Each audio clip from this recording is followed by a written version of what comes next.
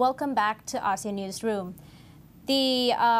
Earlier, the reconciliation experts has arrived in Thailand today. Last week. What's happening to me today? Anyways, and I have a chance to interview him, an exclusive interview with the former Finnish president, and he has a good outlook for Thai reconciliation path, as he said that we're a society of tolerance. So let's hear more about him.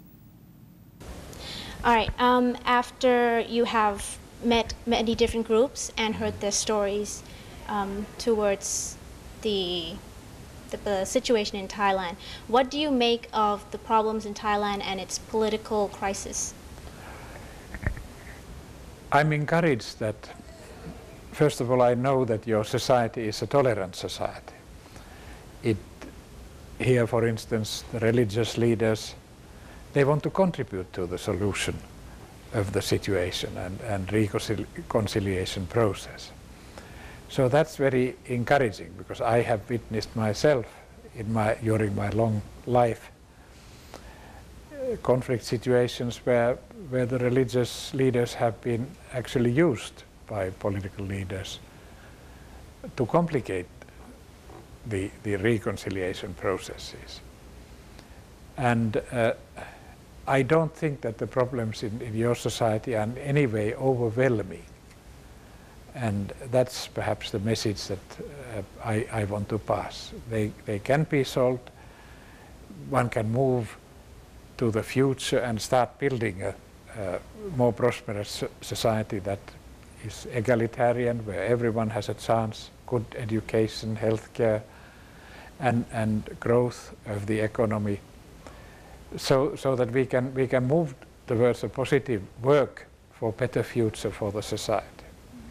And everyone seems to be prepared to cooperate, because that is very important, and I hope that includes the political class as well. So there isn't any big problems you see there yet? I think there's problems in every reconciliation progress, because when I look around and those that I have seen, because every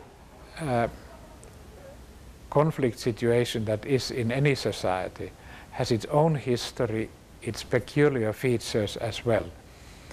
But much depends how determined the society is, and can we count on the support of everybody.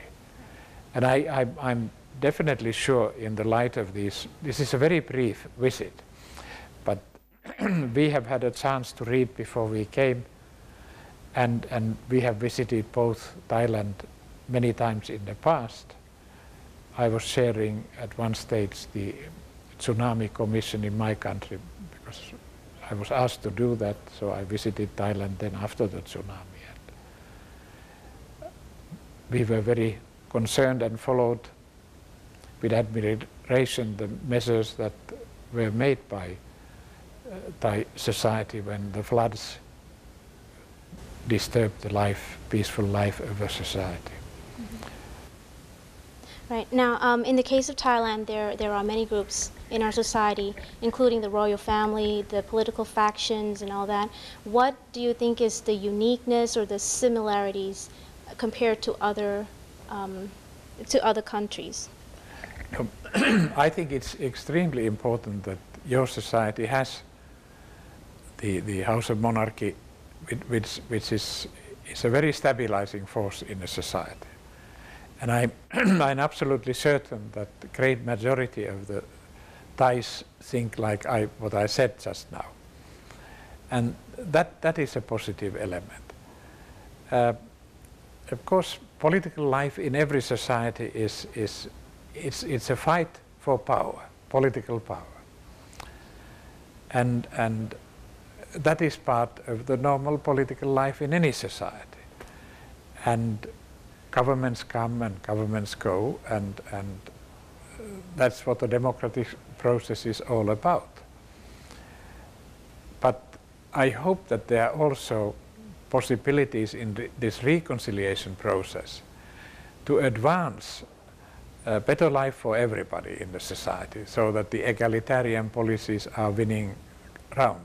so that, because we have experience enough that society like my own, I'm sorry to use my own society as an example, but I know it best, and the Nordic societies in general, that we have egalitarian societies. We provide good education for all citizens. It doesn't matter if you are rich or poor, you can get a first-class education and you can advance, you can make social advancement in a society. And that I hope that even if political parties have different views, that they can start advancing egalitarian policies, because that means that it helps to get away the problems in a society and even potential for conflicts. Right. And right now the Thai government is going to work to amend the current constitution, as they deem that it is part of the conflict due to the 2006 coup. Now the problem is that there are people who think that there are two groups of people divided between agreeing with the amendment and not agreeing with it. There are people who think that the former Prime Minister, Thaksin Shinawatra, has not been serving his term yet, and there are groups who support him. So where is it in the middle for these group of people to come together and compromise? I think that's why the whole reconciliation process is. I don't think we should single out any political actor in your society. I would rather say that I would appeal, and I hope that the society appeals as well, to all political actors in a society, that they facilitate this process and not make it more complicated and difficult, because it's going to be difficult under any circumstances. It's never easy. So I think it requires that all sectors of the society are contributing to the solutions and not creating more problems in a way. So do you think that it is the solution of the government trying to amend the charter? Is it the solution, or would it create more challenge? I think it has to be discussed, because I would hope that we can concentrate on getting to the future in a society.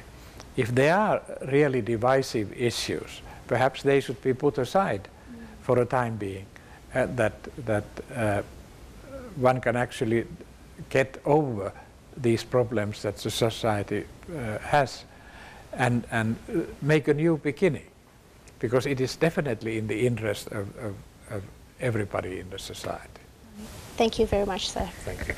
Well, Kun Jerawi, a Pheu Thai MP, Kun Prasha, want to do something good for the Prime Minister. So he has invited the media group to check the Four Seasons Hotel regarding the scandal of the Prime Minister, but he has not confirmed the hotel manager in advance. So the hotel manager did not allow the group to get inside the hotel to inspect the 7th floor. And that was the end of the story, making the scandal even more debatable. Anyway, we have more details in Media Editors.